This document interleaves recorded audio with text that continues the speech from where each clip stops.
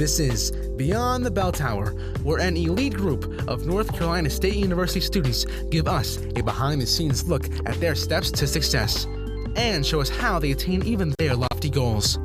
These students, who are in the top 10% of the country, are active in student support services at NC State, a nationally recognized program designed to provide support for low-income, first-generation college students. Nationally, this population has an 11% graduation rate within 6 years. The Student Support Services students surpass that rate each year and go on to become doctors, dentists, accountants, and engineers. They work at Google, Apple, and the NCAA. They have earned PhDs in Ivy League colleges. These students go well beyond the bell tower to reach this level of success.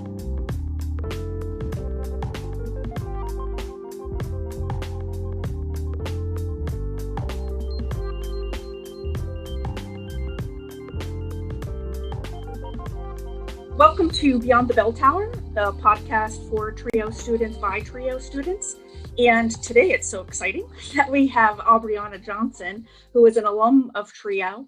And just recently she had a major life experience or transition, a major life event where she was able to quit her day job and work full-time on a business that she actually started. And so she's going to talk about a couple of things, and we have a lot of time where it is going to be like we'll talk into two parts of your academic experience at NC State and your experience kind of before some of the major accomplishments. There's a lot of details and advice and information you're able to offer students about, like, how would you start your own business, be able to work at it full time, being 25, 26? I'm 27. 27! You look 22. Oh, thanks, girl. But that's the piece is under 30. I mean, that's just amazing. And it's not that, which we'll talk a little bit about, but I'm assuming it's not because your parents gave you $1 million loan as other people, or you grew up with a family that had their independent businesses, and so you lived around that culture and knew like what to do and had people there to assist you. If you want to introduce yourself, to share to the TRIO students who you are, what's important about you, what you want them to know. Yeah. So, hi, everybody. My name is Aubriana Johnson, and I graduated from NC State in 2014. I received my bachelor's of science in animal science. Came through NC State as a pre-veterinary student. I still say that I'm a pre-vet student of life because I still appreciate veterinary medicine so very much, and vet school is still on my bucket list, but is a little bit lower on the priority list right now. I am one of the co-hosts and creators of Young Black Equestrians, the podcast. So this podcasting thing is my jam. And I have authored and illustrated 2 children's books in a book series called Cowgirl Cameron. And I, like Sarah alluded to, started my business, Black Unicorn Creative, earlier this year. I'll go into that more of that a little bit later on, but I quit my job at the end of August and pursued my business full time. And this is your second business, correct? Or it's not technically my second business. I kind of just did a pivot under the same name. So I started off doing like crafty things, cutting vinyl and, customizing things using the name Black Unicorn Creative. But then I realized I wanted to do that stuff for fun. I didn't want to do it because people were asking me to do it. So I kind of held on to the name. And then once I kind of got into the business world and the horse industry business. Yeah, I was thinking about the one where you did the volunteer vets came on the trail rides. Oh yeah, no, that wasn't a business. That was me trying to get into vet school. So that was more volunteering. Yeah. Okay, so it could have been a business. It could have been nonprofit. It definitely could have. I don't know. I didn't know that it could have been that during the time. But I recently had a veterinarian say, "Hey, I would be interested in doing that," and I was like, "Oh God, lady, I have too much to do right now. do not put that bug in my ear because you know I will make stuff happen." Like, Yeah. Yeah. Well, they could start the business and then they could pay you as a consultant. So, exactly. I would. That's my ultimate job, is to just get paid to tell people what to do. well, I already say that's my part-time job. If and I'm sure it would be endorsed on LinkedIn by several people if that were an option Yeah. to do, and telling people what to do unsolicited. So, but I do want to start kind of talking about who you are as a person and on your business, kind of like, which seems one of your missions of Black Unicorn Creative is you have the questions like what makes you tick? Why do you get up every morning? That you will help you discern what is and is not for you. Can you answer those questions?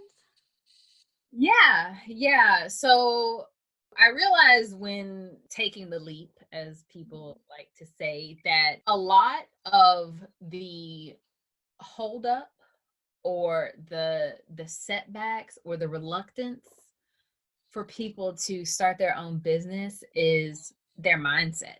So it was very important to me, especially as someone who was leaving the veterinary, or not, well, yeah, leaving the veterinary profession.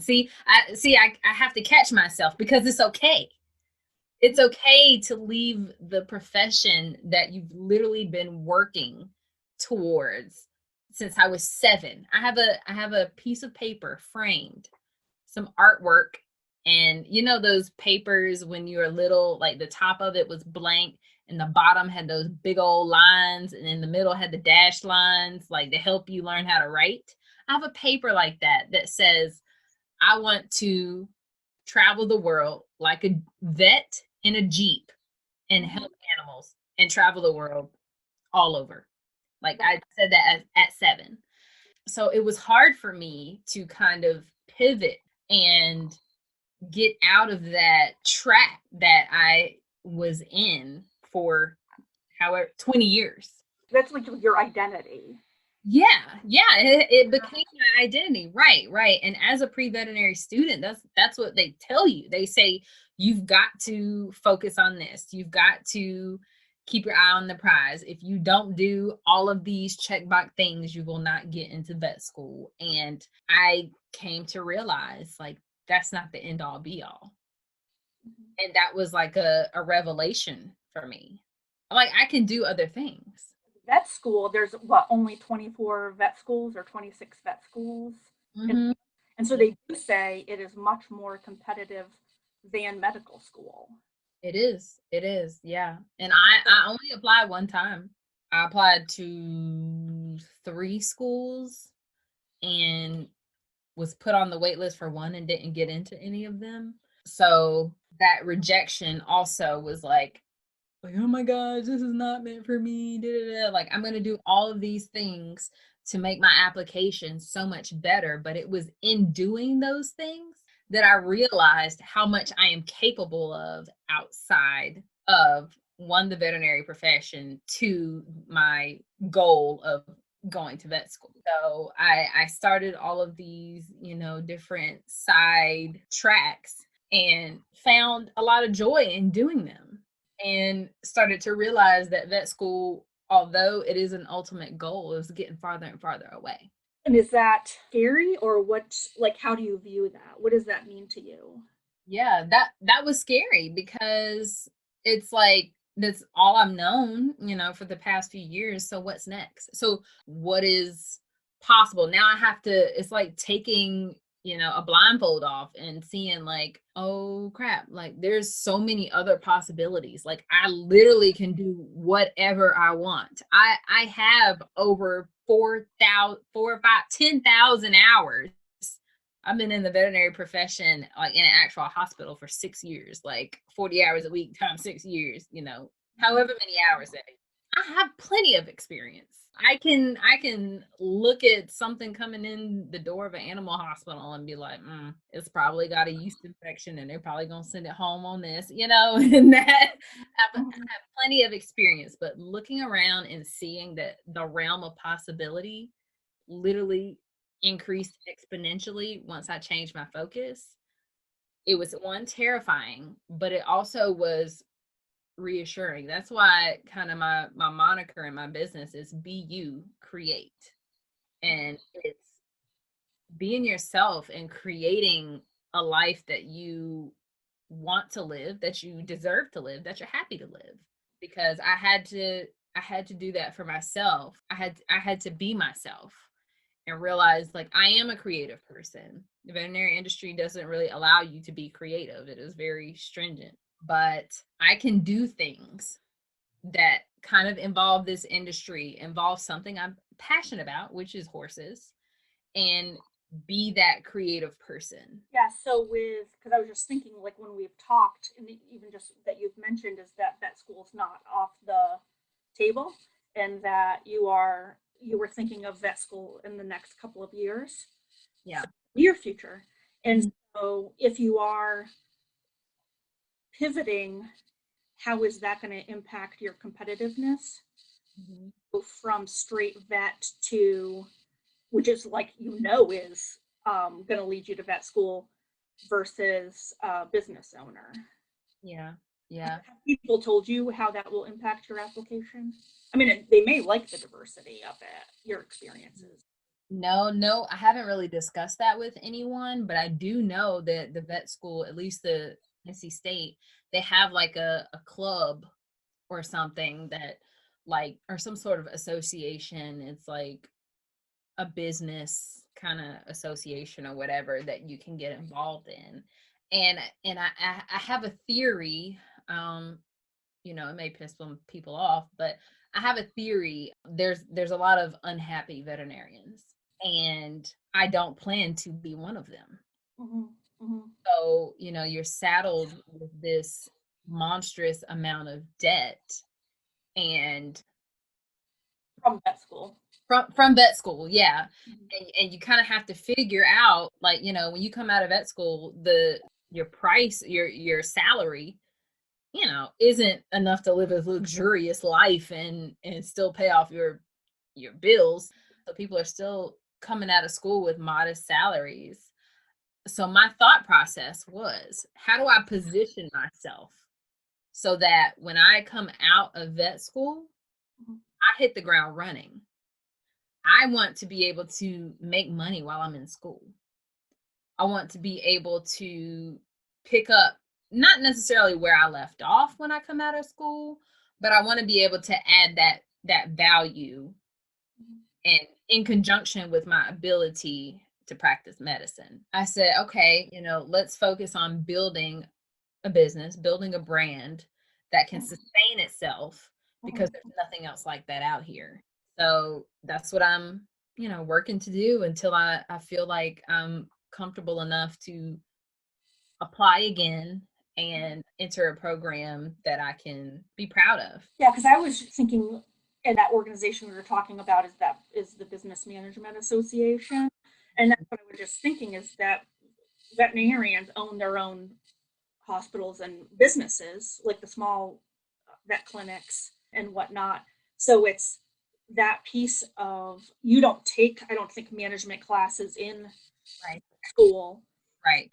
A lot of vets know how to practice medicine, but they don't know how to run a business. And that, whether you're a small private practice owner or if you work for a company, you will have a much better understanding of how your practice runs if you even have an inkling of business. There's a lot of places where the management gets pushback from the veterinarians on different things because the veterinarians don't understand how to run this business. So I think having that understanding and being able to portray that on an application, I'm not saying it's going to be a shoo-in, but I am going to say that they're never going to have seen an application like mine. Yeah, no, for sure. Yeah, and when I worked with the pre-vet students and working with the vet school to encourage diverse students to engage with the vet school and diverse students who may be under-resourced to be able to get the opportunities and hours that would make them a competitive applicant. That was one of the things that they talked about, is to focus on the diversity, because they get tons of 3.8 middle class, upper class women who have worked with cats and dogs. Yeah. And so it's that piece of how you're going to separate from the, and I don't know, I'm kind of speaking from ignorance because I haven't been involved in a couple of years with the vet school. If that's still the overwhelming population of vets and vet students. Yeah.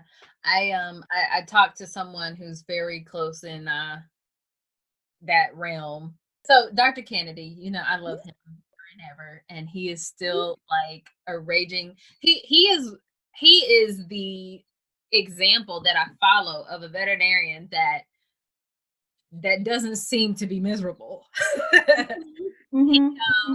He told me that they are trying to craft their veterinary classes, their student classes, to model the demographics of North Carolina. They want to model who they serve, the community they serve. And he also told me that North Carolina is 20% African American. Yeah. So I think that they are trying their best to highlight and hone in on those people that are equally qualified, but maybe kind of push lower down on the list just because there's an abundance of cookie cutter people with 3.8. So I think they are doing a better job about that. Yeah, and I know that when I was working with the vet school on these topics, that was the piece they were talking about, is like nationally as a profession, they were being held accountable of diversifying the population of vets, even with regard to small animal, of they're graduating too many small animal vets that can't find jobs or whatnot. And I'm sure that leads to the miserableness, of to vet school. You get out of vet school and then you can't find a job and you don't know it. Like, nobody tells you that there's an overwhelming amount of small animal vets, that there's just not a need for them. But I also feel like a lot of times, well, it's definitely because there's a younger demographic going into vet school at this point. I mean, coming straight out of undergrad.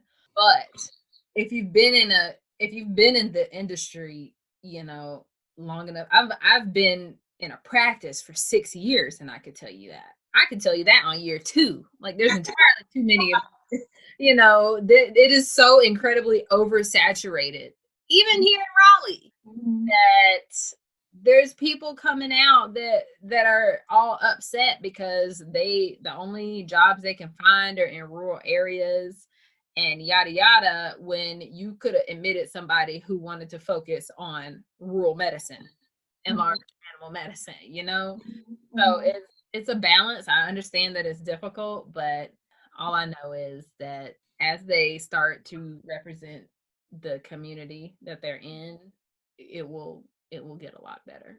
Yeah, and back to Dr. Kennedy, because he's so supportive of our trio students also.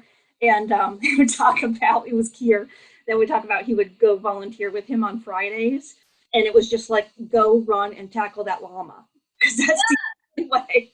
Yeah. I had so many life lessons. Like, I've had times where I caught a goat, like one goat by the horn, and then another goat was running past me, and I caught the other by his horn, and I got 2 goats flying like kites, bouncing off walls in each of my arms, and he's just standing there like, I'm like, help me, sir.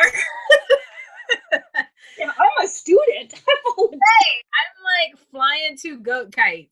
Can you give me a hand? But there's so much experience from Dr. Kennedy. Like, it's just ridiculous. Yeah, because you did castrating of sheep, didn't you?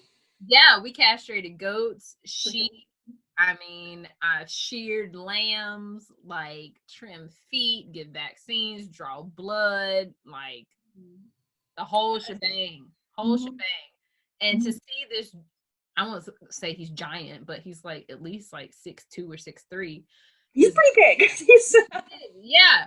And to walk up to this llama and just like put his face near their face, and he's just like, like you gotta hum to him. I'm like, no, Dr. Kennedy, what I'm not gonna do is put my face on this llama's face. I don't care what he wants. You can do that part because you got to come back and see this llama, but not me. Okay. Yeah. Yeah, you're getting paid and probably have better health insurance than I do. So, yeah. Do you want to explain who Dr. Kennedy is? So people know, even the pre-vet students for TRIO, they know how to reach out to him and why they would reach out to him. Yeah. Dr. Kennedy runs his own practice, the Small Ruminant and Camelid Mobile Veterinary Service, I think it's called. He's also in the North Carolina Association of Minority Veterinarians, and he is like the diversity inclusion director over at the College of Veterinary Medicine at NC State. So he has multiple roles, but he is definitely all about diversity, all about providing students with experiences, and can definitely give you some stories that you wouldn't like. You can't make this thing up. Yeah, and he's been at NC State probably for 20 years. Yeah. Yeah. So he knows what's with regard to vet school application, and he's on the selection committees. So if you, there, the saying goes, it's like not who, it's not who you know, it's who knows you. And Yeah. so that's the piece of having somebody who knows you, and that's like you can't, the power of that, like you, there's no way you can earn that. Yeah. Networking is everything. Mm-hmm. Yeah, I think there's like critical people to connect with on campus, and those critical people are those people in the admissions committee. So, Oh yeah. yeah. And so another one of those, I think, was your academic advisor, Dr. Trivedi. Yeah, it's so funny because she wasn't even my advisor. Oh, My advisor sucked. My advisor asked me how long vet school was my freshman year, and I said, this is not going to be for me.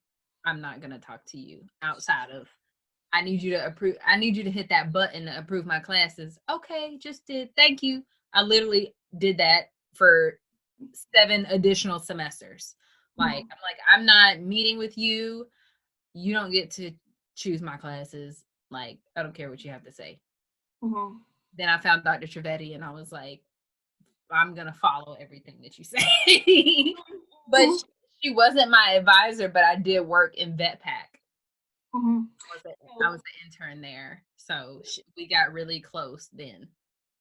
Yeah, because that's a common problem or complaint, concern, even like a worry for a lot of students is that they don't have faith, confidence in their academic advisor, or they don't connect.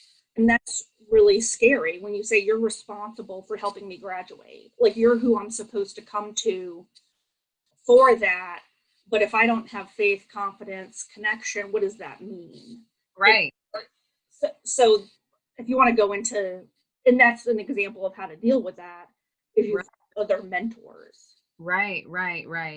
Yeah. So I'm not going to sit here and say that's an NC State problem, because I definitely got my master's at UF and I had the same issue, but I'm going to go into that in a second. That's University of Florida. Yeah. University of Florida.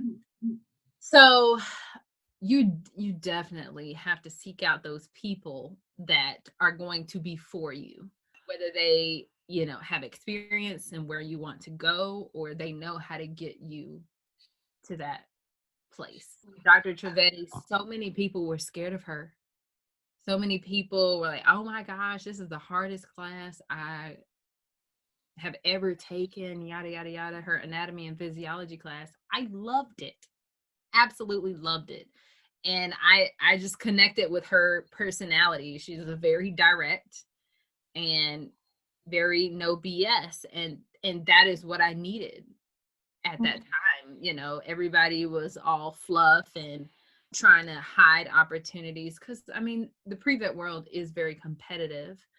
So, you know, Dr. Trivedi was always sharing stuff with me. You know, I started working at Vet Pack, so I was able to kind of get on that team to help share opportunities for other pre-veterinary students.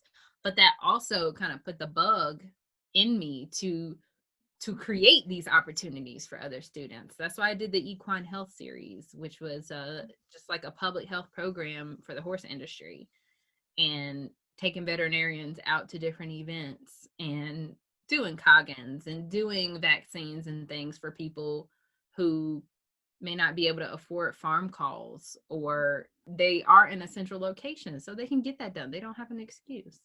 So, and it wasn't free, you know, the veterinarians still got paid, but they would discount the farm call because they would have so much, you know, business otherwise. Yeah. So, you know, connected with Dr. Trivedi kind of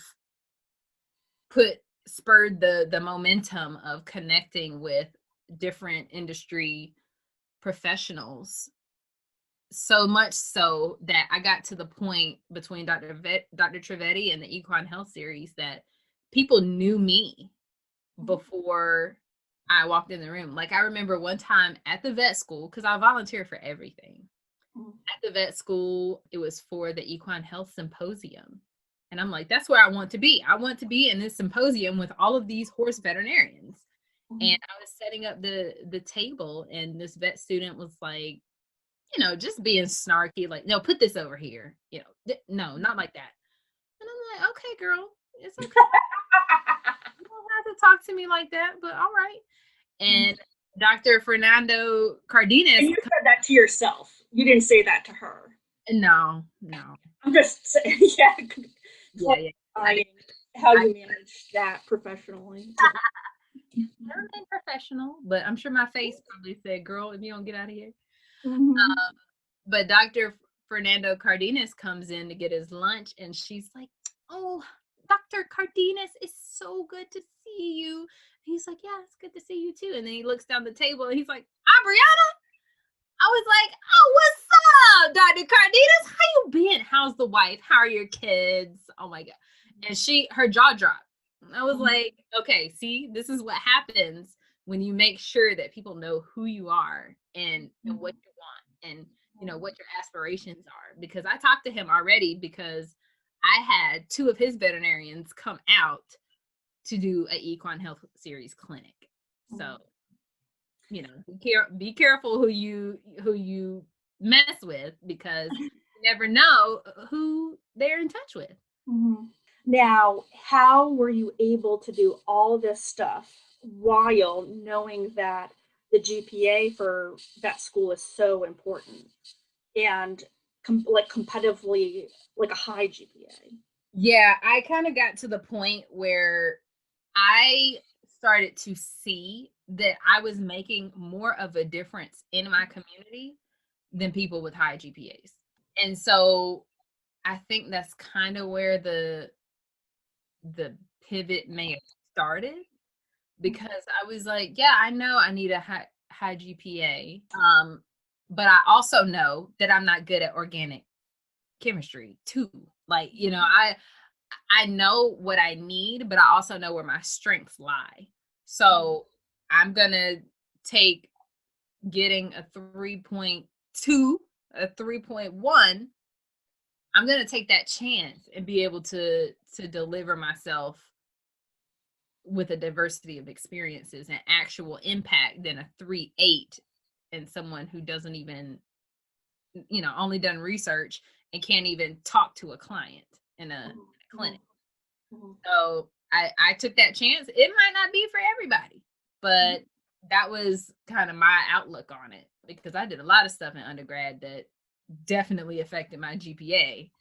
But here I am 6 years later, and it's definitely pushed me farther than my GPA did. Yeah, and then one of the ways to counterbalance the undergrad GPA for vet school is to earn a master's. Mm-hmm.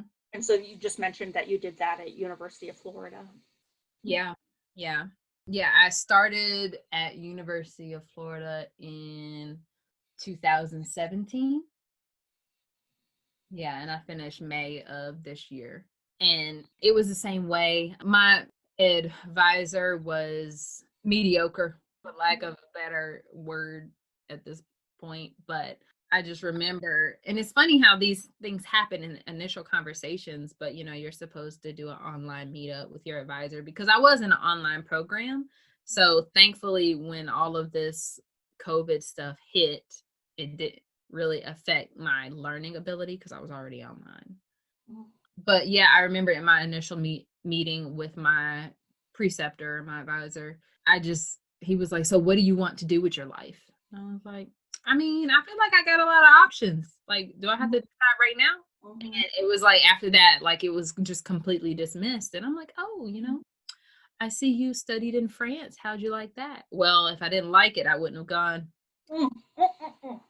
Okay, sir. Well, do you have anything else for me? Because I'm about to go. It just wasn't warm. It wasn't that much of a supportive situation. And fast forward 2.5 years, because I did end up taking a semester off because they canceled a class that I needed.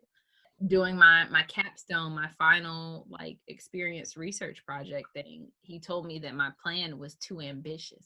I was like, sir, do you know who? Wow. You really don't know who I am because I have a plan. Like it's not that ambitious, but okay, I'll do, your minimal suggestion, which I ended up working at the public health department, but I definitely had a different plan in mind. Would have resonated a lot more kind of with the One Health community that I was trying to be a part of. Yeah, that kind of rubbed me the wrong way. And then I was just like, if you don't sign this paper so I can get my degree and get out of here, like I'm done with you. I've got a couple of questions, but I'm just like, how are you immune to that? Because I do know that current students experience that, and I'm sure you experienced that as a grad, where not only being uninformed advisor, but it's also somebody that says you can't do it. So it's not even being uninformed; it's actually being harmful. Yeah. Disrespectful. Yeah. Yeah. And I think, I mean, I come from a very supportive, very thoughtful, like my parents always, if there was something I want to do, my parents were going to at least put me in it to try it. If there was something like I said, I think I'm going to do this. And they're like, I mean, okay, just let us know how we can help. I'm so thankful that I had that because that put the confidence in me, saying like you are capable of doing anything you put your mind to. And they know once I put my mind to something, too. Like it happens. Like it happens. I'm gonna make it happen. It might take me a while and I might struggle, but I'm gonna make it happen. So when dealing with these advisors that just simply don't seem to get it, I like to gauge like how much do I need your approval. If it's not very much, then I'm just going to continue to do what I feel needs to be done. But I felt like with the master's degree that I did need a lot of his approval to get this piece of paper that I just spent a lot of money on. So I said, okay, I'm going to do what you suggest. And I got an internship at the public health department.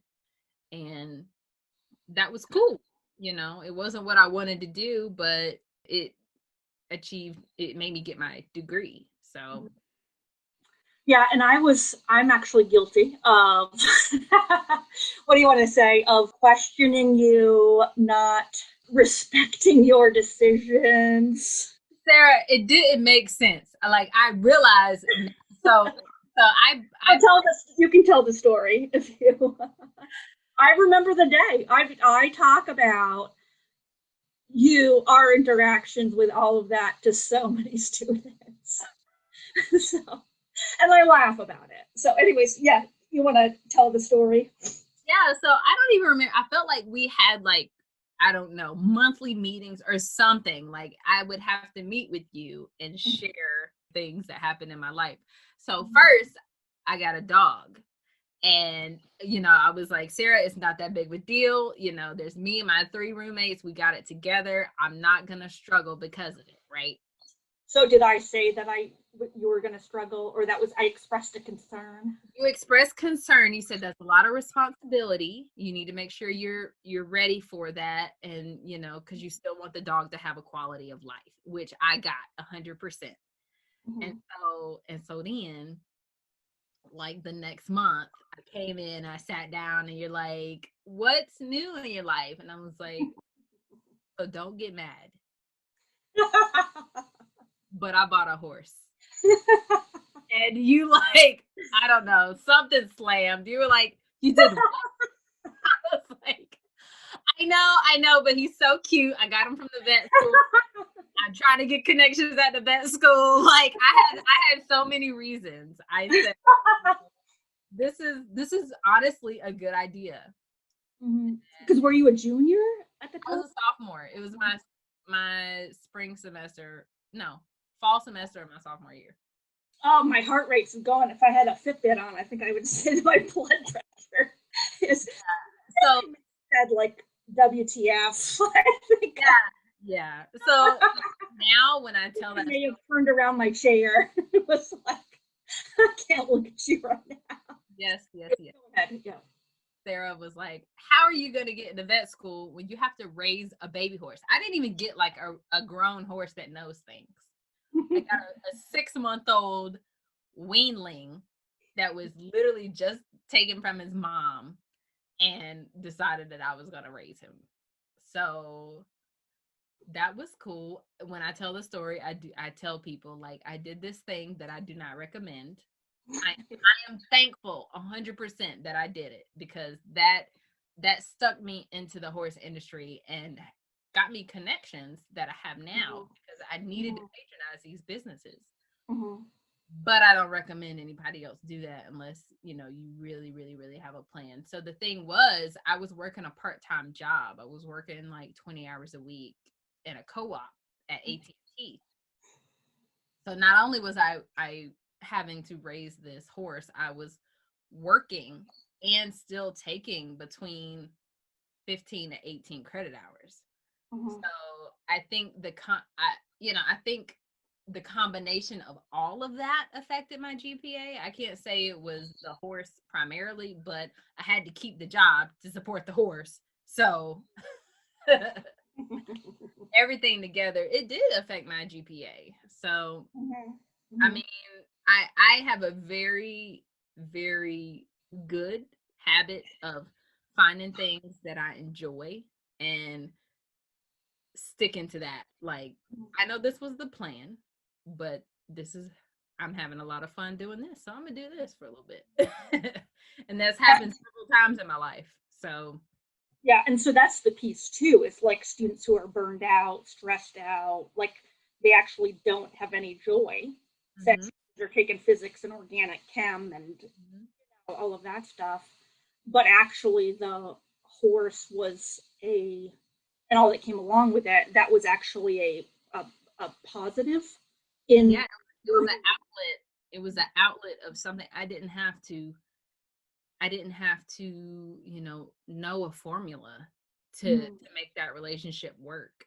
And the horses, animals in general, but horses, they have therapeutic abilities. That's why they're used in therapeutic riding programs and things like that. So I definitely think that owning and raising that horse through college contributed to my confidence, contributed to my ability to network with people, because I had some substance about my life. Like I wasn't just a student. I was doing other things. I apologize for responding so negatively and emotionally of not even hearing your reasoning and your plan of taking care of it. So I do apologize. I don't want to be one of those no, in your life. When I'm looking back, like now I can say all these things that really sound good, but then I didn't have a plan. It was just like, I saw this baby horse and I was like, he's really cute. And they said $250. And I was like, what? I just got this real good job. Yeah, I'm gonna get it. Like there wasn't like a real major super duper plan back then. So I think your response was quite warranted. It was just, now hindsight's 2020. That was a good idea for the trajectory of my life at this point. Back then it was like, girl, you are so crazy. Well, and I think that's the thing too, is it's the expense is not necessarily the horse, it's taking care of the horse. Right. Like they're very expensive animals, to have, or potentially expensive with vet bills and food and all of that, and boarding, paying for that. So yeah, that's like a monthly expense of a child. Oh yeah. Yeah. So yeah, quite difficult. So the other piece too, that now that NC State, so we're recording this in September 2020, which is in the middle of the COVID crisis, where the university for undergrads has gone to online learning. And online learning was not the choice of students. And it was brought about in like an emergency situation. It was next, we're going on online, and of not having it's like, oh, well, I'll just, take other classes that are online. Like it literally was not a choice. So what is your advice to be successful in online classes? I think that it is very important to start on the work the day it's assigned. I know that's kind of random, but a lot of times, and I struggled in the beginning, it was like a 2-year program, and I struggled to adjust because I hadn't been in school in 3.5 years. So jumping into it, I'm like, oh, I'll get to that in a little bit. And then the next thing I know, the deadline, is imminent. So a lot of times when I'm looking through lectures or, looking at the syllabus to see what's due, I would say, let me go ahead, open a document, go ahead and get some words down. Even if I have to write a paper, just outline the thing real quick, and then I'll come back to it, next week when I have more time, something like that. And that way it's kind of already like, when and if I get into crunch time, I don't have nothing. I've already started, I've already kind of thought about this at some point and have something down already. I also would suggest communicating with your teacher a lot. I know a lot of people don't like to be that kid or that adult, that person who is like always talking to the teacher and stuff like that. But I had a point where because you have to schedule your exams online with a proctor and all that stuff. I was taking the exam like at the last possible minute that I possibly could. And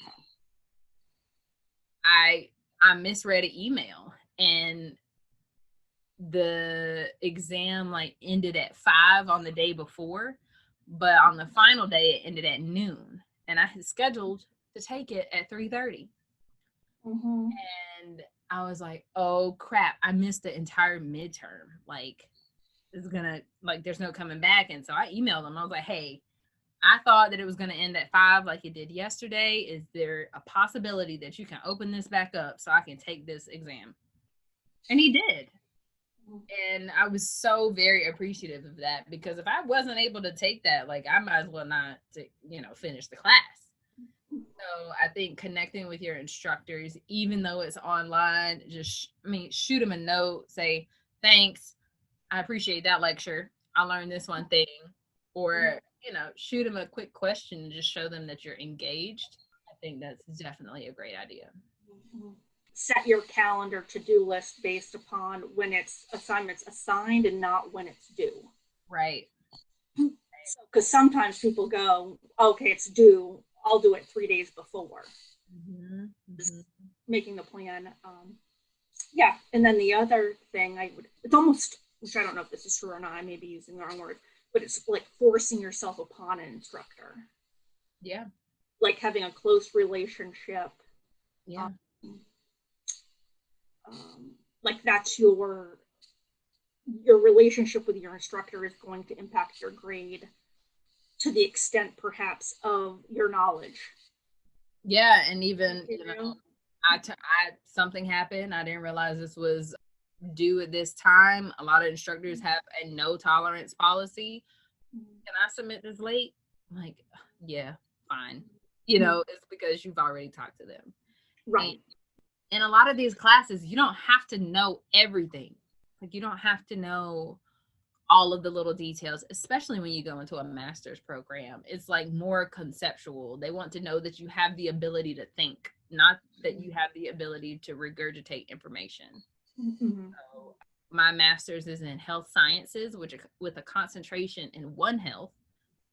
And One Health is the integration of human, animal, and environmental medicine. So basically coronavirus, and the situation surrounding that, and how all of that kind of works together. And so they want to know it is a big picture degree program. So they wanted to know that I had the ability to think in a big picture way, because that's what One Health professionals have to do. Although I did have to learn about all of these different vector-borne, mosquito-borne, waterborne diseases, knowing how they affect people and knowing how people can contract and spread these diseases was much more important than knowing that coccidia is going to be the germ that causes this specific disease. You can't remember everything. So you have to be able to prioritize what you need to know. Yeah, so we divided this podcast because you're so diverse, so experienced, so successful. So the first hour was going to be focusing on your time, with education at NC State. And then the second hour is going to be more of what you've been doing in the last 4 years or so, and especially what you've done in the last, year and even more recent. So closing of the academic piece, what is your advice to current students to be successful? My advice is pretty much my advice for life. Find something that you are passionate about. You can't think about it. You just gotta do it and see what happens. And that flexibility, like I realized that I'm not at the moment like restricted on anything. Like, I can decide tomorrow that I want to go to cosmetology school because I'm gonna do hair, and like that's possible. Like, I can do that if I want. Yeah. The pivot, like, I guess there's kind of a image in like America that you stick with this one thing and that's what you do for the rest of your life, and that's not the case. You do whatever you want to do. Like, you can do something completely different one year and go back. It's the world is open for you for that. Yeah, it's like a level of open-mindedness. Yeah, flexibility, not being there's a term that's like elasticity. Yeah, that you can. So the second part, just amazing to me, and I think probably for you too. It's what you've accomplished and the response has been. And accomplished meaning you are impacting a major, very serious aspect of our society. And so that's the piece. It's not even, which you had spoken about, is, you're a co-host of a podcast, or, you wrote a book. You are actually impacting an aspect of society that is a public health issue. I'll end it at that. So the piece that I wanted to first talk about is your contributions to diversity, inclusion, representation, in the equine industry and community in North America. Yeah. And there obviously, that's like you had talked about, that has been an ongoing issue that the vet profession and vet school has been addressing. However, again, we are taping this in September 2020. And so, even the timing of that in society and the critical nature of that. Right. So, do you want to start kind of sharing all of that? Or is that how you would describe one of your major missions and passions? Yes. Yes. So I feel like even as an undergrad, I I recognize the lack of diversity in the veterinary field. I've got into the professional world and recognize the lack of diversity in the veterinary professional field. So first it's like just in the undergrad, pre-vet track, but then it's in the professional field. So once I decided that, like, I worked my way up as a technician, doing anesthesia, doing dental prophylaxis, like all that stuff, and got bored because we didn't ever see anything that great or that interesting. Decided I wanted to go into the management side of it to learn the business aspect. And so, as a horse owner, and as something, that's something that I'm really passionate about, I started looking at the businesses in the horse industry as well, so not only focusing on veterinarians, but just everyone as a whole, and how they exist and how they deliver and how they get their clients and how they keep their clients and appeal to everyone. So starting 2019, I partnered with my now best friend Caitlin, and we just discussed, like, hey, like, we want to, like, I've always been about action. I've always been about, okay, what am I going to do to make this difference? I found a problem. I complained about it a little bit. Okay, now what? Because you can't just stop there. I've always been about doing something about it. And we decided that we would start a podcast. And so when I look at that from a business standpoint, like, I tell my clients and people that are part of my community, I say, hey, you got to find your niche. You got to find where you fit. And a lot of times for people of color in the horse industry, they struggle to find where they fit. They know what they like, they know what they enjoy, but they also know they don't fit.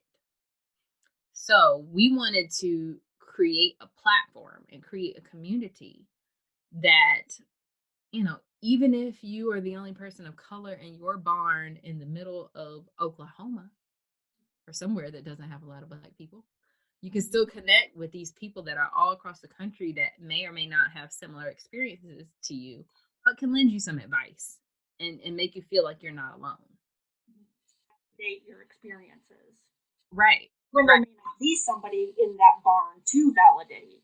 Exactly. So that is what we've developed. And from that, from our ability to connect with people and our ability to portray stories in a way that's it's not complaining. Not everyone has experienced racism in their day-to-day life, or they weren't necessarily affected by it, but being able to tell these stories in the light of, we are diverse people and we have diverse experiences, that was very important to us. So now that we have spoken about this for an entire year, after the incidences with George Floyd and Breonna Taylor and the civil unrest that is this entire summer, we have been, people are paying attention. Like, oh, these people share these people's experiences, and it's not like we don't get paid to do this. Like, we barely. I mean, this is. What's the name of your podcast so people can find it? It's Young Black Equestrians. So we're on every podcast network. You can find us on youngbblackequestrians.com. Yeah, we're on all of our social medias are Young Black Equestrians. Did you see a increase in listenership and subscribers? Mm-hmm. The onset of the response after Floyd. Yeah. Yeah, we did, because there was a push to amplify Black voices. Mm-hmm. And we were the Black voices that were already talking, you know? It's not like they had to like amplify somebody who was quiet, you know? So we were already talking. We were already putting ourselves out there. We were already making it known that these people were important. And we always say, like, be the people. We aspire to be the people we wish we had when we were growing up. And so, person I wish I had growing up would speak out when there was something that they are not happy with. Someone who is not afraid to pivot, who is flexible, who would go after the things they're passionate about and not put themselves in a box and kind of reduce themselves just to make somebody else happy. So that's pretty much been how we've navigated this entire summer. You know, we went from being podcast hosts, and I always say just trail riders, because some people think that we're, you know, out here competing and da da da, and I'm like, no, like the people that y'all talk junk about, you know, or not always, but kind of in the grand scheme of the horse industry, like the lower priority people, like we're the ones, you know, putting other people, giving them the mic. And there's definitely a hierarchy in equine industry. Yeah.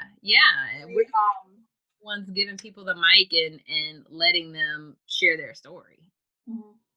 So that's the piece too, is what do you think would have happened if you started the podcast in response to the resurgence of the Black Lives Matter versus that you started when started because it was needed?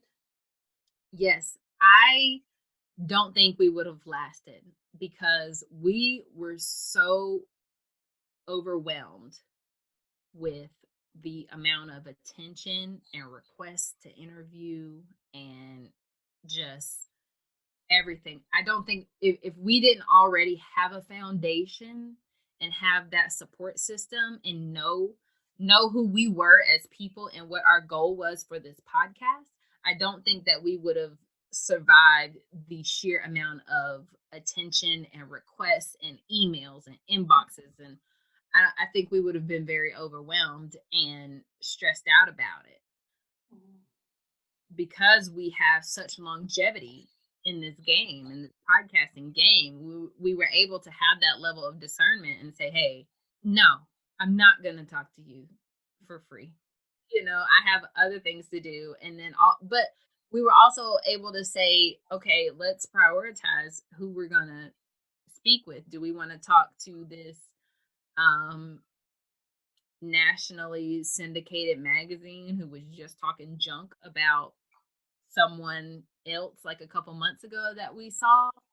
Or are we going to talk to this up and coming blog who has always been about stuff that we prioritize, and give them the chance to kind of, you know, I won't say hop on our coattails because that has such a negative connotation, but get the attention from having us on the podcast or having us on their blog or whatever. Yeah, being in this game gave us a level of discernment that I don't think we would have been able to survive if we had just started in June. So it's like knowing that and trusting that you know it's needed and valuable, and not waiting for society, like a larger population, to agree with you that's needed and valuable. Right. There were a lot of different initiatives and, you know, alliances and organizations kind of started out of, the civil unrest of this summer, that when you look at them right now and it's only September, they do not have anything going on, Mhm, mhm, and it's like we're all about like appreciating people want to make a difference. But mhm, when there's people out here that have been doing this, instead of dividing the resources, how about you support somebody who's already doing what you're trying to do? mhm. Yeah, yeah. And being able to, like with that blog, to support them and assist them. So Right. if you are both starting at the same time, that Hmm. it's like knowing like what you do, even if it's not like business, like if media outlets weren't contacting you a year ago saying, "Oh, can you start this podcast?" Um, that you wouldn't have been able to help other people who Right. want. Yeah, yeah. Um, so the thing you did bring up, and I know is an issue too for a lot of the students I work with, is the value of lived experiences and recognizing expertise. And so when you talked about not doing it for free, as that your expertise, lived experiences, and you're not a person with 40 years experience with a PhD, etc., that there is a financial value to your lived experiences and expertise. Yeah, yeah. And every situation's different. Every conversation's going to be different. But if you approach me because you know that I'm going to bring value to your platform or to your conversation, I'm going to ask, what do you have in your budget for this kind of consultation? Mm-hmm, mm-hmm, And it took me a long time to be able to ask that. mm-hmm, It's not an easy question because you feel like they're going to say, "Oh, never mind." No, but if you look around and you see that they are able to financially support someone else, you know, especially in this conversation of valuing people of color in your industry or in your company, you mm-hmm, know, what is what do a lot of people associate with value? Money. mm-hmm, So you can't tell me you value me when you want me to work for free. mm-hmm, You want me to expend my mental capacity that I have worked to develop. You want me to expend this ability to speak eloquently for free. Now, some situations, if you're gonna be in a national magazine, you're like, yes, I'll tell you everything you want. But if you're gonna, if you're asked to consult on campaigns for a national company, but your name is not necessarily going to be like your face is not plastered all over it, then mm-hmm, how much have you budgeted for this consultation? because that's the thing, is it just continues that dynamic of, aren't you lucky that we're acknowledging you, Exactly. and that's of part of the problem. It's that, yeah, again, it's like that you don't have inherent value, but yeah, like, aren't I great for acknowledging your existence? So yeah, no, good for you. I'm glad. And that's, I think, more for students to know, is how to ask for that. Like, what is in your budget, knowing that that's a possible question that does exist. Yeah, it's definitely a possibility, and especially that's where the longevity comes in, because especially if you know like where these people are coming from, if you know this is a multi-million dollar company, if it's a company that you have patronized yourself, like I buy stuff from y'all all the time, and you want me to get on this campaign and you're gonna tell me that you can't, you know, fund my expertise. Mhm. Yeah, yeah, yeah, I know you at least have the money that I sent you for the stuff that I bought. Like, don't the level of discernment definitely comes from experience, yeah. but Mhm. I definitely do my research and look at different people that seem to be along the same lines. Like, I won't say influencer because that kind of looks like cheesy, like I just want to take pictures and model and stuff. Like, no, Mhm. that's not Mhm. the case. Making an impact. Like, you're paying for the impact that I can have on your company, on your audience, on your community. Mm-hmm. Yeah, no. And I think the piece too, the other piece that's specific to agriculture is that there's been a historical level of discrimination and in people of color in agriculture. Like I know the USDA has been sued Yeah. for that. And so and I the you were quoted in a recent article, and that article focused on or addressed even the historical systematic examples or existence of discrimination in the equine world. So do you want to share more about that? Yeah, I mean, Well, what was the article? It was in the Canadian. yeah. So that article, like, she talked to me. I did not know that it was going to be that big of an article.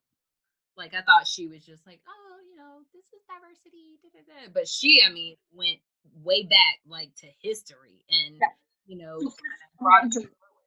Okay, so yeah, so that was the Canadian Horse Journal, and I talked to Margaret about this article, and I didn't even know that it was going to be as big as what she did. Like, I didn't know she was going to go into the historical context. The article's titled Racial Bias and Ethnic Diversity in the Horse Industry, and it's in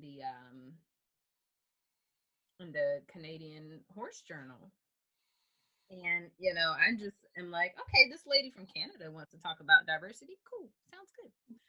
But she really, really did it justice. I mean, she really went back and kind of went back and brought us forward till today, and I was able to contribute to today's thoughts on the issues of diversity in this industry. And I wouldn't be able, I wouldn't have that opportunity if I wasn't already talking about it. And even though I'm in my own corner of the world, thinking that nobody has listened to me, people are reaching out saying, oh, I heard what you said about this.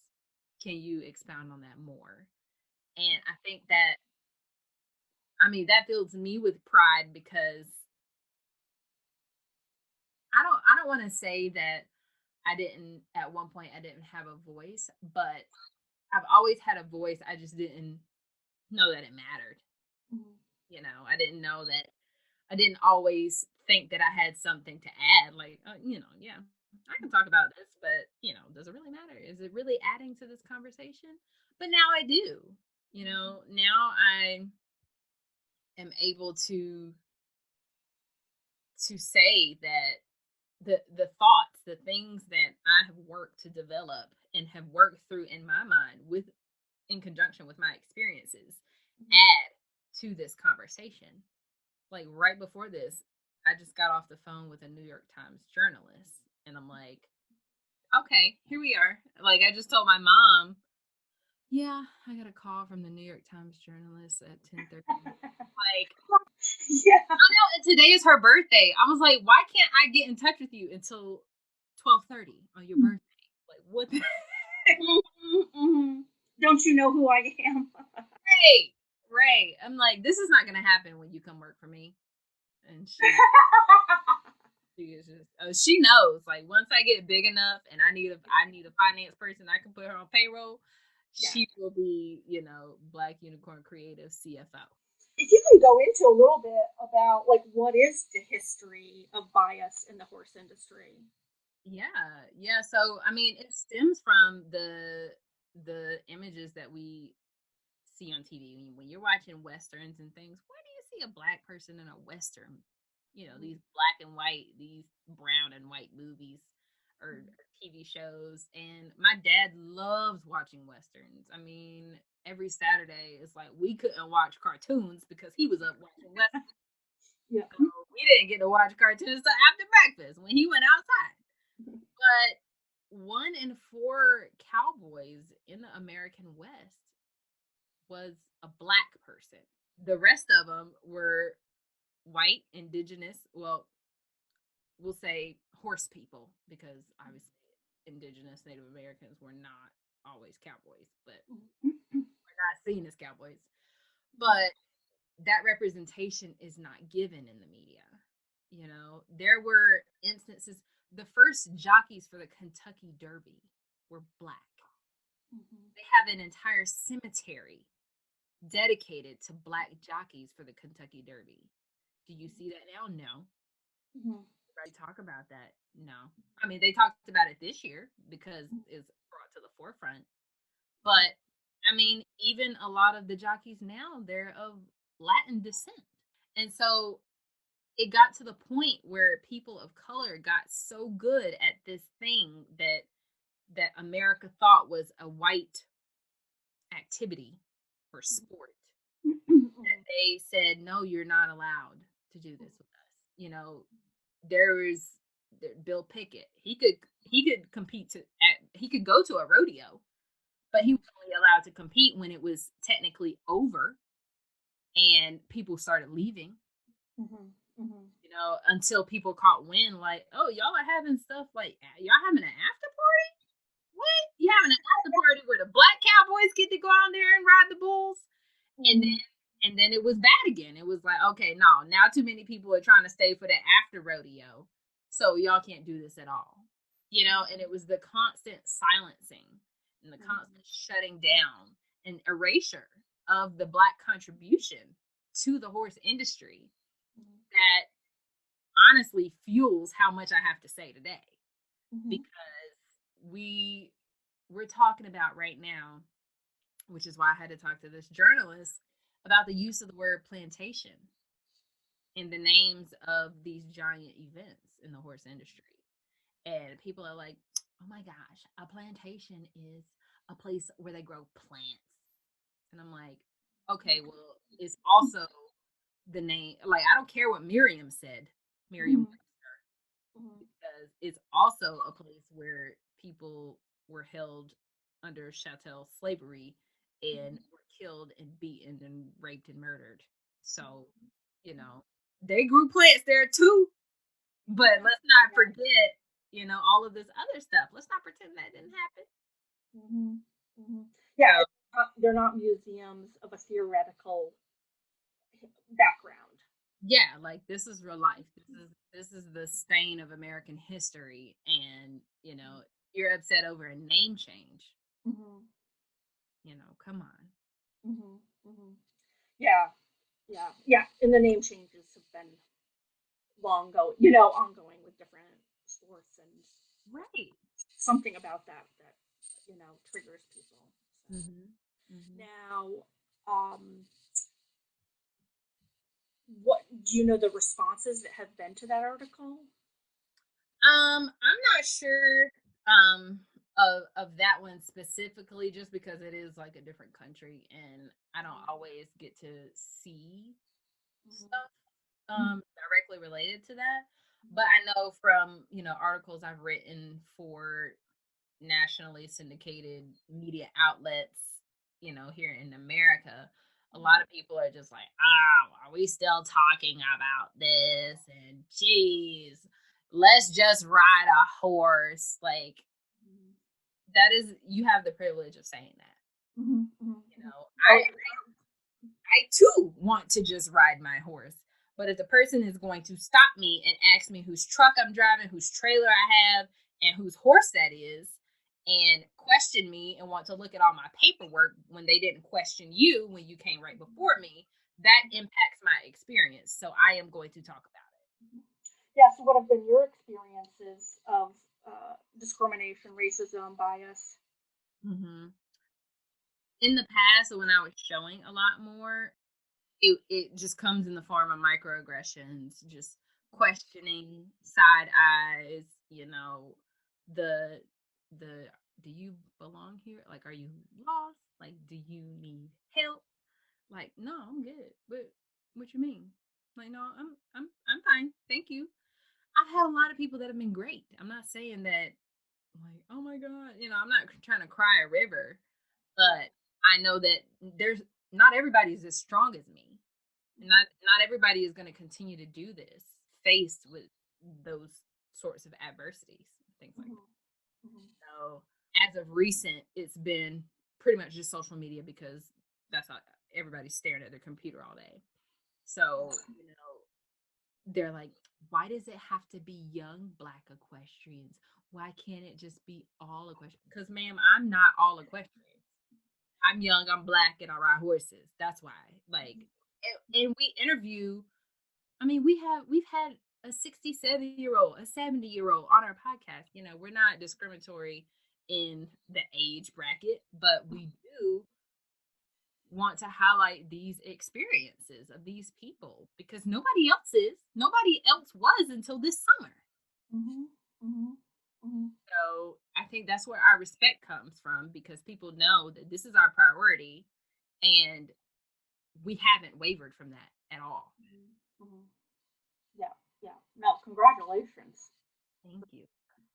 Yeah, and I'm sure there's like a psychic cost to that.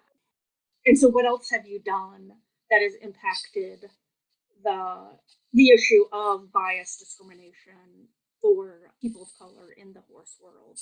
Because I know you started, which you can talk more about, but several years ago, where you went to schools and all of that stuff. Yeah. I have always, I talk a lot. I mean, I just do. So people have always asked me to come back and speak about my profession, veterinary medicine. I'll go and take pictures of x-rays and teeth and, different ailments and stuff, just to share about the veterinary profession as a whole for students that are interested. But as I partnered with my friend Caitlin for this podcast, she already had a nonprofit that she was trying to get off the ground. It's called Saddle Up and Read. You can learn more about that at saddleupandread.org. But she was on the search for books that represent Black cowboys, Black horse people. And a lot of the books are pretty much just about how they came out of slavery and were trying to do things or whatever. With her program, we would go around and read to, different schools, different grade levels. And a lot of the times, obviously we're not being asked to read to fifth graders. So a lot of the times we were asked to read to classes that were, the books were a little too high of a reading level for them. And so we're making up stories based on the pictures. Like, the kids can't see the words. Like, we're like, okay, Billy rode a bull. Then he fell off and flipped the page. Like, so I said, I'm going to publish some books that we can read to these little kids that is a fun, engaging story and represents Black horse people in not a scope that's stemming from their struggles coming out of slavery. It's important history, but some stories you just want to be able to say, oh yeah, this is a little boy, the boy in the book, the boy in the ball. Like, it doesn't have to have a historical context. So that's when I started the Cowgirl Cameron book series. You can find that on Amazon.com, and I think there's a website specific to your book series. Yeah, cowgirlcameron.com. It's CAMRYN. And, I started with the first one, and it kind of came out like just out the gate, like, fast, because I had doubts. I always doubt myself before something big happens. But I was like, you know what? I'll put this out here. And I don't care if anybody buys it, because it's just for me, and it's just for Saddle Up and Read. And we're going to read this book to all these kids, and it'll be fine. And then people were like, this is amazing. And I was like, oh, thank God. Because would you define that as imposter syndrome? Oh, yes, 100%. Me and imposter syndrome go back, like, way back, all the way back to pre-veterinary days. Like, and it came to the point where I was just like, so what? Like, I'm going to do it anyway. Like, I'm going to do it anyway. What's the worst that can happen? You tell me no, or, it doesn't work. I had a use for it. I knew why it was going to be important for me. So I said, I'm going to just put this out here, and whoever, whatever, they can do what they want with it. And so there was I kind of was working on two at the same time. So I was able to get the second one out. Like, the first one came out in August, second one came out in October, I think. I mean, the response was the same. And so with the second book, I incorporated the miniature horse that I had purchased earlier that year. And I wanted him to be a therapy mini. So we have been working to train to be able to visit homeless, or not homeless people. We did see homeless people, but we're trained to visit kids and old people, and just to provide some joy in people's lives. And so I incorporated him in the book, and I'm like, boom, you asked me to come read this story, and then I can pop out at the end of the story with this little miniature horse that came out and then hopped out the car, and it's great. Perfect. Car? It fits in a car? Oh yeah, so see what had happened was Go ahead, sorry. I felt like an idiot hauling this gigantic truck and horse trailer for this little 150-pound horse to jump out. So I said, so what I'm going to do, I'm going to buy this little minivan that my dad's friend had, and I'm going to trick it out, and I put stalls in the back, and now we have a mini mobile. And Encore, the miniature horse, you can find him on all the socials at Encore_the mini.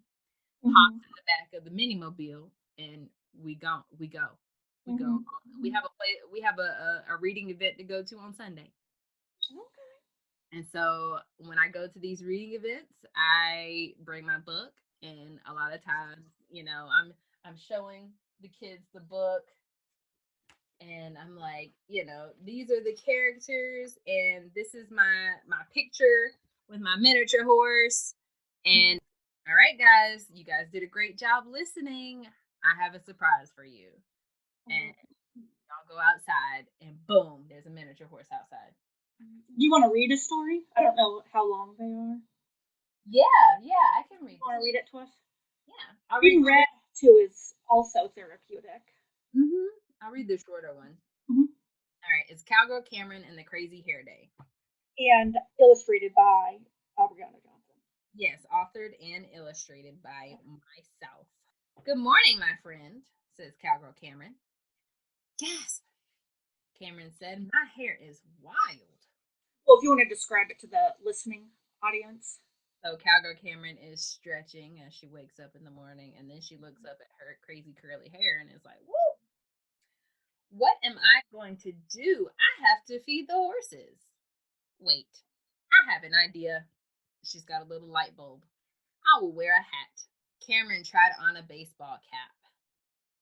Her cap says Cowgirl up. Says Cameron. Too big. Cameron tried on a green beret. Cameron said. Too small. She's got a little green beret cocked to the side.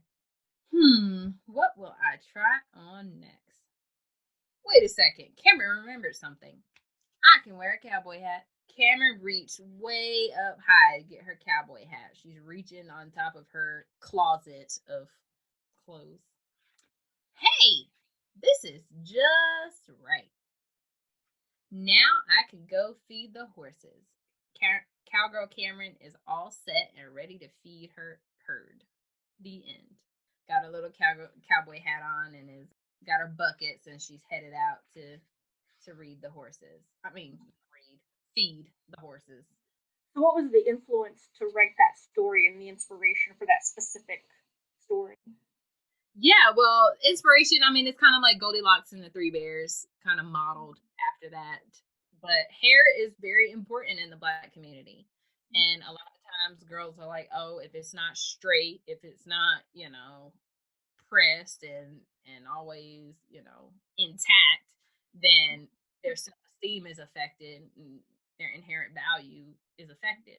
So a lot of times when I go on these book readings, I'll have just, hairpins in and my hair out in the back and just curly fro situations or a big puff ball on the top of my head, just because it's like, hey, yeah, like I wrote and illustrated this book, and this is what I look like. I look like someone that is in your home. I look like your family. This is something that you can do. I look like you. This is possible, and you can do great things because they look up to you when you're a speaker that comes to their class. I mean, you can do this. You know, that representation, they can see me, that I look like them, and this is what I have accomplished. So they know that it's possible.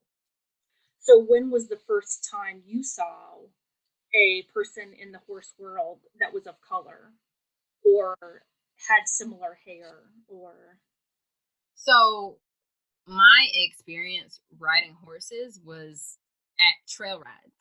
So I had a cousin who he always was like into like not the weirdest thing, but like he has a 16-foot ball python, like just weird random things. yeah. And he was like, "Oh, y'all want to go out to this trail ride?" And we're like, "Okay, cool, that's fun, yeah." So we literally drove to the middle of the woods and like opened to this field, and there were hundreds of black horse people, like hundreds of them. And a lot of people can't even fathom that. But I grew up riding horses with a bunch of other black people. And so that was another thing with the podcast. We're like, hey, not all of our experiences are the same, because there's a bunch of black people out there who have never even seen another black person on a horse.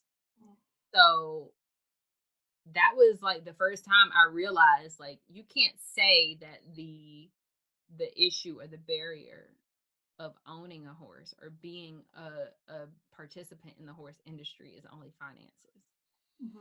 Because I'm out here with,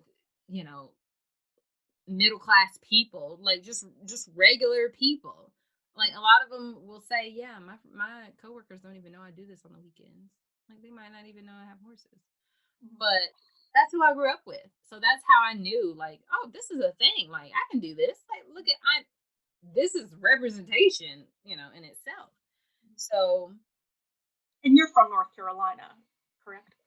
yeah, I'm from Chapel Hill, which is like, I mean, it's definitely not primarily black, but it is known for being more diverse. Between Chapel Hill and Carborough, it's known for having that sort of name for itself, I guess.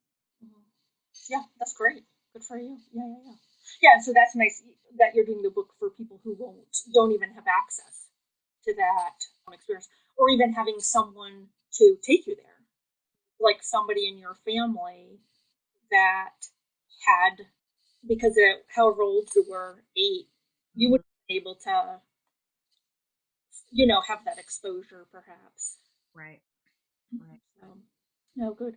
And so one of the things, in addition to Saddle Up and Read, was for your book was the YouTube video of a equestrian Olympian reading the book.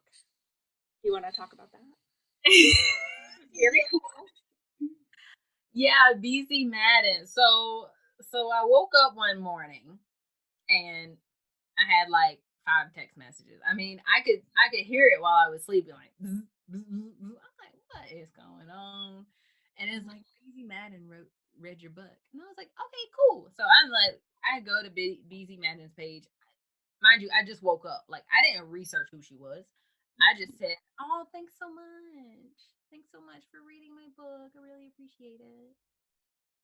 And then throughout the day, people are like, BZ effing Madden.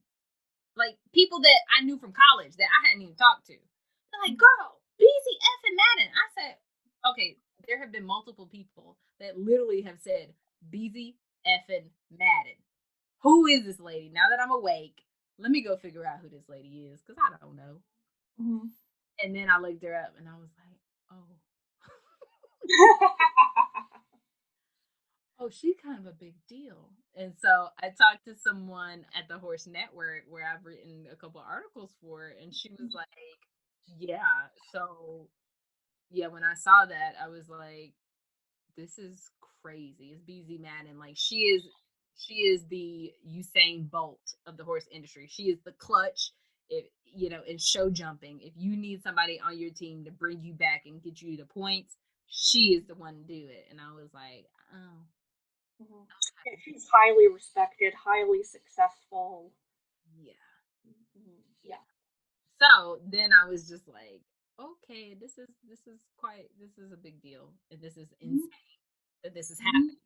But this is a big deal. And I just it just, I'm so appreciative. You know, oh, she just read Cowgirl Cameron and the Crazy Hair Day. I'm just so appreciative that that that value was there. Like, it wouldn't have happened if I just didn't say, just F it, I'm gonna put it out here. And for me to read what I love to read, and if somebody wants to buy it, they can buy it. That it wouldn't have happened if I didn't do that. If I didn't take that leap and just put myself out there, to try to help somebody. Yeah, and that because she read it to her horse. Mm-hmm. YouTube posted. I'm sure it's posted on other sites. Yeah. She read it to her horse. And then on YouTube, when I last checked, it had 1.5 thousand views. Oh, wow. I didn't know that. I have so many things like just randomly happening. Like, it's crazy. What does it feel like? It feels surreal a little bit. Like, and it's not like it's like getting to my head or anything, but I'm just like I have a mission. I have this calling that has developed that I am so very appreciative of the attention that it has gotten, but I can't let that get in the way. I can't let that stop what I've got going on.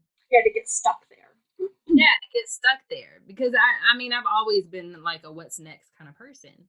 What's next? What's going to happen next? How can I level up? And that's what we've done with the podcast. Like, first season, we were working out the kinks. Second season, our audio was much better. We had a much better process for it. Third season, we started the YouTube channel and kind of recorded or shared the videos of the recordings that we did. And then this fourth season, I mean, we've been so inundated with the attention of the summer that there's nothing like super big that's different. But we've got our merchandise, we've got I think we're focusing a little bit more on community building than just spitting out audio. So we do like a Winner Circle Wednesday where people share their wins for the week on Instagram, go on Instagram Live. And Wednesday is like my day of the week where I'm like, okay, let me look back at Monday and Tuesday. Okay, was it good? Okay, great. Keep up the good work. Or did it suck? All right, what can I do differently? Because Thursday and Friday are coming. Like, I don't need to have a sucky entire week. I thought that was a good way to kind of boost the morale in the middle of the week. Mm-hmm. So what are some of your wins, or what are some of the wins people shared that really impacted you? Yeah, I mean, people share like not yesterday, but last week we had a lady who was like, yeah, I bought my daughter her first horse this week. I know how that is, and I was hoping she would come back yesterday and tell us, but I don't think she was on. But we've had people, like, we had a girl yesterday who said that she was teaching her horse how to fetch. I'm like, ma'am, I can't even teach my horse how to bring himself when I call. Like, you're teaching your horse to bring something else when you call? That blows my mind. And it just lets you know, like, what's possible. Like, okay, you can tell them to go get something. That's crazy. And the other piece of the reaction to the book, so it's on Amazon, and I looked that up today, and it only has 5 stars. The responses from the verified readers have only been 5 stars. Yeah, I want to read a couple of these, or you will constantly read them, or well, I want to read them to other people. No, I have no idea what you're talking about, so go ahead. Okay. All caps. I absolutely love this book. Cowgirl Cameron is the book I wanted when I was a kid. It's heartwarming to see an African American cowgirl in a book. I have read this book to my children and to groups of children in many classrooms. They, all caps, love it too. Kids really love the animals she has. It's fun to hear them guess what kind of animal the alpaca is. If you need a book about the importance of teamwork, this is the book for you. I haven't heard that one. Aww. That's awesome. What does that feel like? You've got a huge smile. I know. I know. I always have to like not like tear up sometimes, but it's crazy to me because I know, I mean, I can, so I drew all of the pictures and stuff on my iPad. Like I can, the program that I use tracks the amount of time spent on these illustrations and things like that. And I know like self-publishing to Amazon, like the first book I submitted 18 times to get the formatting right and everything. The second book I submitted 8 times. And which is nice because Amazon, they're not gonna let you just put out some mess. Like they do actually have people check it, which I appreciate 100%. So just knowing, going through all that, it wasn't for naught. People value when knowing that people value the things that come out of my brain, like that just is like, I mean, it's heartwarming. It's validation, when I go through periods of imposter syndrome or stress or doubt or have difficulty wrapping my head around my ability to do something. I mean, I can look at stuff like that. I can look at the reviews. I can look at the impact. I can look at the fact that I got to go to the post office today to send out 2 more books and a Cowgirl Cameron hat to say somebody's listening. Somebody supports you. Well, and one of the goals you had said before was to have that exposure and representation for people to see. In all caps, I absolutely love this book. Cowgirl Cameron is the book I wanted when I was a kid. Yeah, that means everything. That's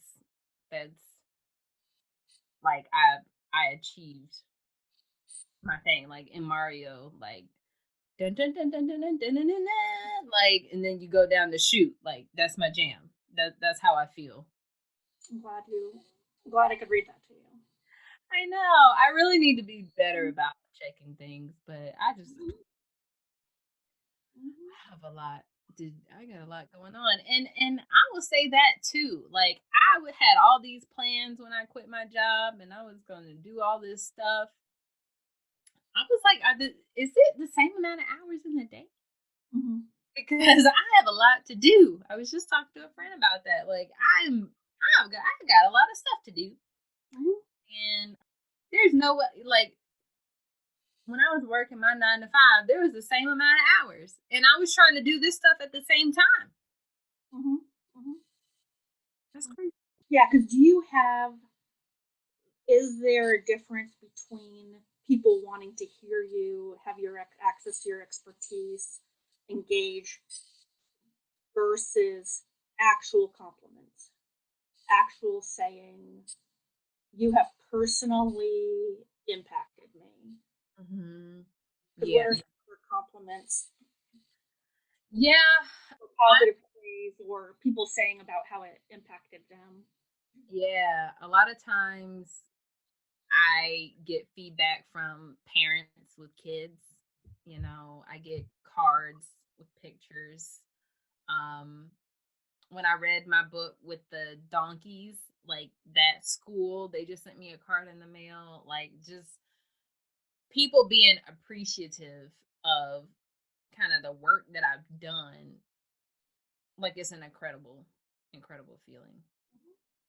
And I don't know. I just feel like yeah, like you read those compliments, but even in all the work that I've done, with the podcast and stuff like that, people are it's not commonplace for people to have a voice, apparently.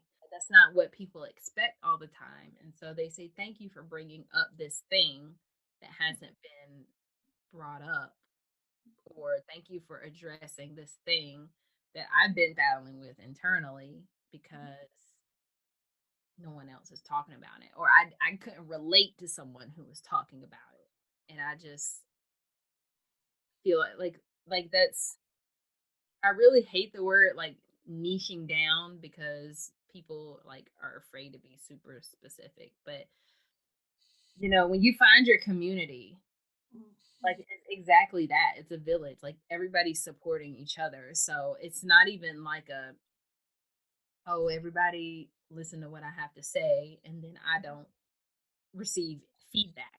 You know, Mhm. a lot of people will say like, "Hey, I really like this," or "Wait, when you talked about this, I've never related, but somebody might relate." You know, things like that. So that's why I try to, no, at this point, nobody's coming up with something brand new. Like, everybody's reinventing the wheel and putting their face on it and putting their own spin on it. So you can't be afraid to do that, be compensated for it, and work in within your community to make a difference just because somebody else is doing it, Right. because they can't do it like you.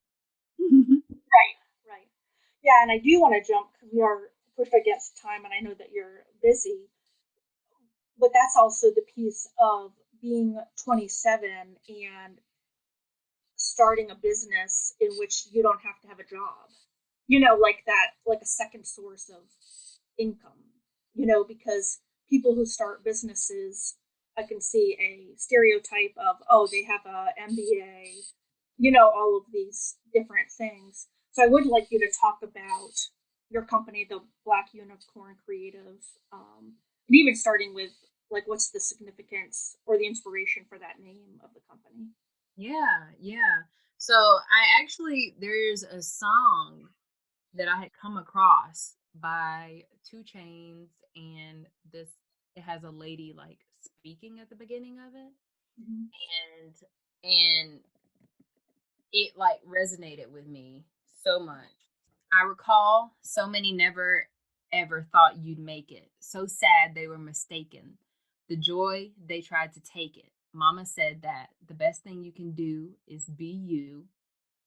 This world ain't got but one, so give credit where it is due. Ain't that the truth? And here you are, a black unicorn. Mythical, mystical since the day that you were born. Mastered all the madness, let the magic have its way. Let the power paint the day, let the God have his say. That's just a little Mm-hmm. excerpt. But Mm-hmm. I was like, you're right. So, and I wanted it, obviously. So the business started off as like just doing crafts. So that's why the cream kind of snuck in there, so people would know that this is like, I'm making things. I make things. So that's what I got my LLC under. But now, like, I had to do a pivot because I was finishing up my master's and wasn't able to focus on it as much. But kind of with all of the things that have happened, I realized, what I valued the most, and I valued helping people in the horse industry overall. Like, my track record speaks to that.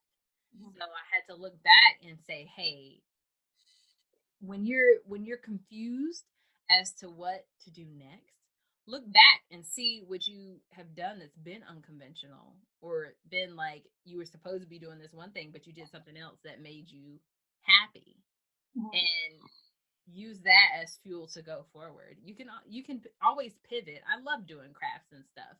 You can always pivot and do something different. But that moment of clarity came for me when I looked back and said, hey, I'm not feeling fulfilled in this veterinary industry anymore. The politics of corporate veterinary hospitals, I was just like done with it. Like, there was nobody there that I saw that I wanted to be. I didn't want to be the veterinarians there. I didn't want to be, you know, the upper level management that I saw, um, outside of the hospital. So I got to do something different. Mm-hmm. I gotta create this life. I gotta create this person that I wanted to be. And so I mean, I had to quit. And I researched, I read, I did all this stuff, and people are like, you've got to have a 3-month savings before you quit your job, things like that. And I'm like, I don't even make enough at this job to have a 3-month savings. Like, this doesn't work for everybody. Now, I'm not saying, quit when you have no money, but I was like, I can't, like, this model doesn't work for me. So I said, I'm going to use the leverage that I have, the leverage of the community that I have built already. And I'm already got conversations out there to Mhm. help myself in a professional capacity, because at this point it's, like a hobby. And I'm like, no, I'm going to focus on these people, and I'm going to push into this community Mhm. and make a difference, because I can see like there's nobody else doing it. There's Mhm. no other people of color, in a business aspect trying to assist horse businesses in, maintaining clients and leveling up in their business. And a lot of time, I mean, horse people are usually behind on technology, Mhm. but a lot, especially now, they're in the midst of a global pandemic, people are understanding why they should have a priority of putting themselves online. And Mhm. so it's like, hey, let's see how you can help in that capacity, as well as make a living off of it. So what does your company do? Like, what services, resources do you offer? Yeah, so I pretty much help horse businesses establish their digital hoof print. That's kind of what I say. And that gets them, developing a website, Mhm. establishing social media, establishing a brand, logo design, putting yourself out there outside of word of mouth. How else are you going to get business? Outside of putting your flyers up at a feed store, how else are you going to maintain this lifestyle that you're trying to live? And that's getting online, for people to be able to search who you are and to say, hey, I want to go to a Western barn in Raleigh, North Carolina that allows beginner riders. Mhm. Okay, you need a website that showcases that that is what you offer. Mhm. So, logo design, web design, social media assistance, like that is what I do at the moment. Clients do you have? I have 4 at the moment, which I didn't even realize was going to be like that's sufficient. That's a good, number of people. I've got monthly clients. I've got people that are like a one time, like this is just what they need, and I've gotten clients with the help of Dr. Kennedy, like, because Yeah. once you put it out there, like this is what I want to do, this is what I'm doing, the people that are already around you and already support you, they know somebody that knows somebody Right. that can always help you out that way. Mhm. Yeah, you can't do it or you can do it in a vacuum, but It's not going to be nearly as successful. yeah, or sustainable. Right. Right. Yeah. Kind of a general, or this is a long question, but it's like what actions, mindset, which you've mentioned, education skills, did you use to develop like a successful business model, and that all those things lead to you having to be successful, like in the quality of work that you provide. Yeah. So from being a person that likes to know lots of things and likes to do lots of things, I started building websites when I was in high school. And I know that a lot of times it's dependent upon the access or the resources that your high school have. But the things that I do, like editing the podcast, I know how to edit audio because we hated fundraising as a cheerleading squad, and we needed some music to go to cheer competitions. Like, and I was like, okay, well, I'm gonna try to, I fostered those skills while I was in high school, so I was comfortable, now years later doing that stuff.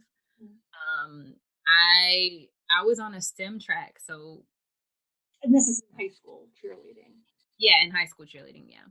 I was on the STEM track in high school, so they didn't really value creative arts. Like I never got to do creative things really. I was in science-based things, research programs, things like that. But I was able to draw the banner for the football players to go run through. Mm-hmm.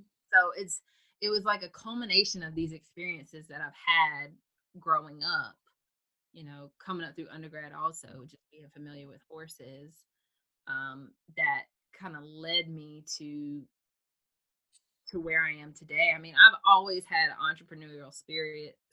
Like, my family is a family of entrepreneurs. My dad has had his own business for years. My uncle, my grandma, like they've all had their own business. And that's on my dad's side. And on my mom's side, they're educators. You know, so I've always seen that possibility.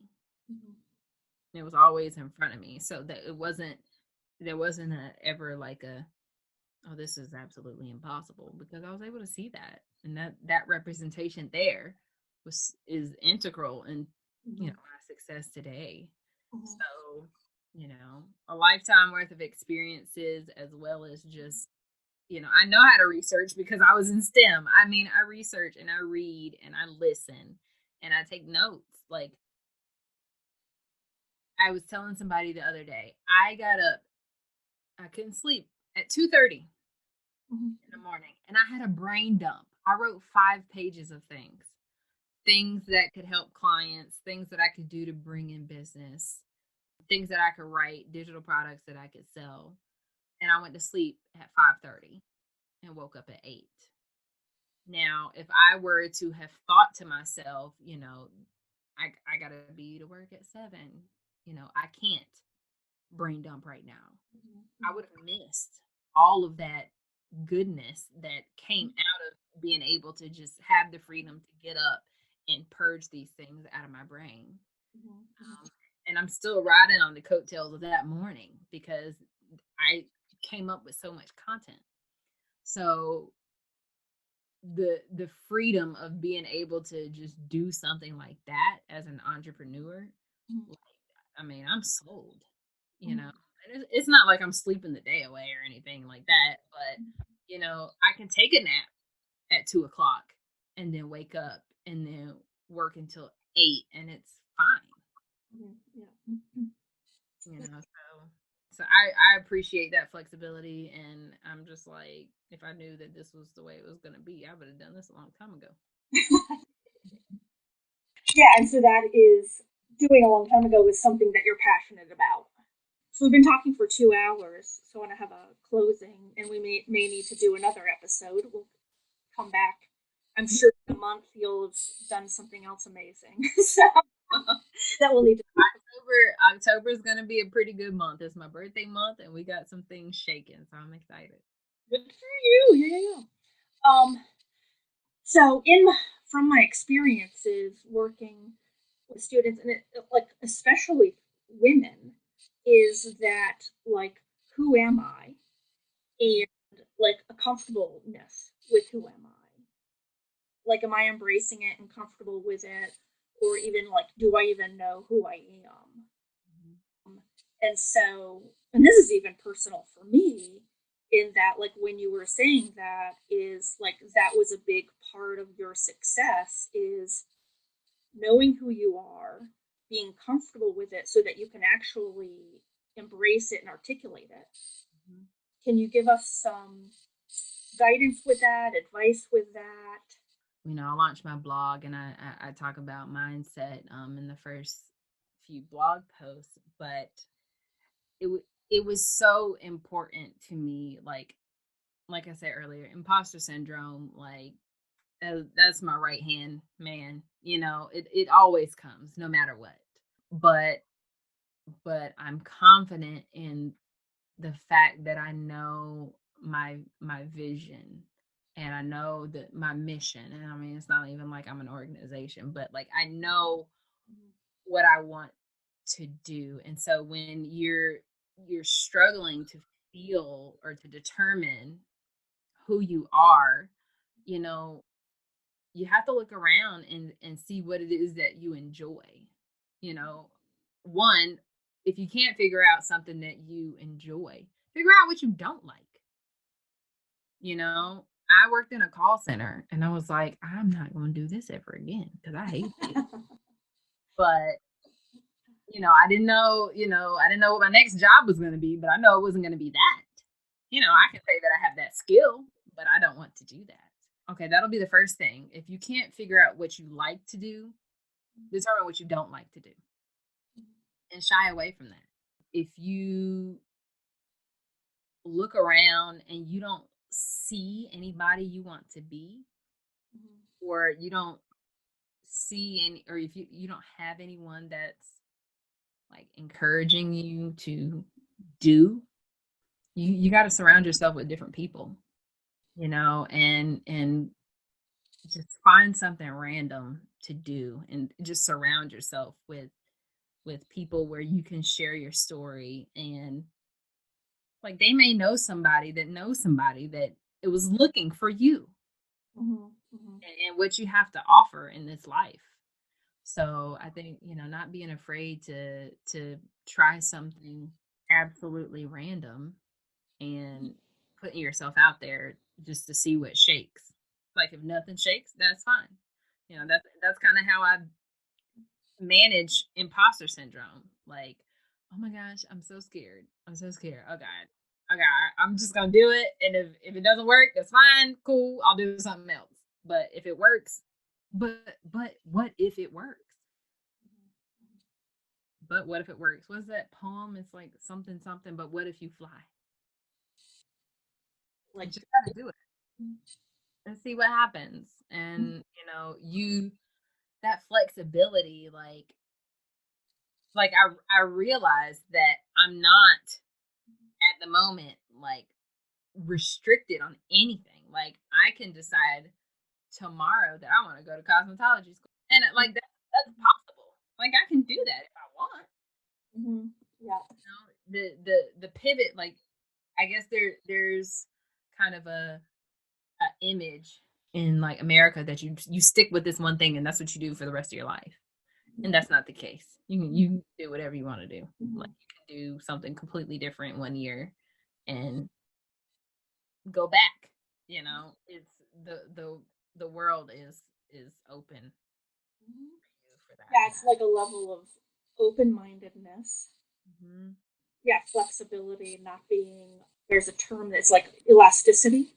So I found the poem, so I'll read it. There is a freedom waiting for you on the breezes of the sky, and you ask, what if I fall? Oh, but my darling, what if you fly? By Aaron Ham. That's your, like, kryptonite for imposter syndrome. Yeah. It's like a mantra, you may not be able to eradicate your brain, like imposter syndrome, eradicate imposter syndrome from your brain, or your identity, like you said, the right-hand man, but you can counterbalance or yeah, and being okay with that. Like I have completely, I know that every time that I'm going to do something new, I'm going to be terrified and I'm going to feel like I'm not qualified. But you know what? I can have those feelings and that's okay. We're going to do this anyway. We're going to do it scared. We're going to do it moving. And we're going to see what happens. I came up in a STEM program doing research all the time, doing experiments. Life is a freaking experiment. You got to do all these different things and you just see what happens.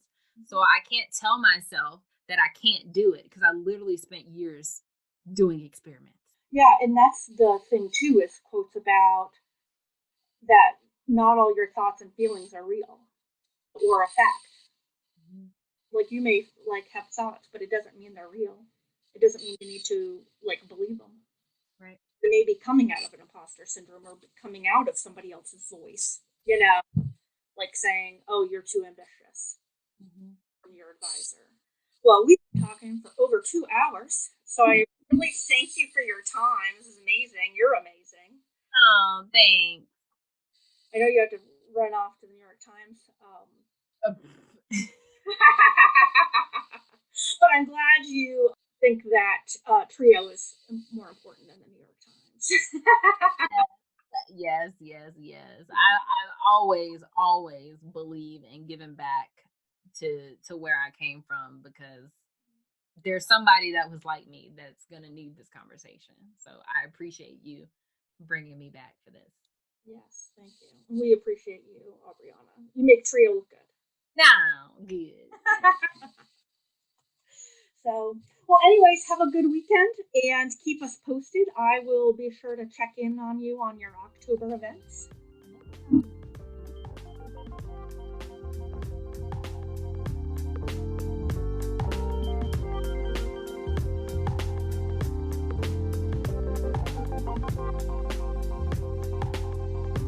TRIO Student Support Services Program and Student Support Services STEM are federally funded college retention and completion programs. These programs focus on academic, personal, and career support for under-resourced undergraduate students. At TRIO SSS and SSS STEM, our goal is helping our students reach their goals. We are currently accepting new students to our program. Apply today. Go to www.ncsu.edu to learn more about student support services at NC State.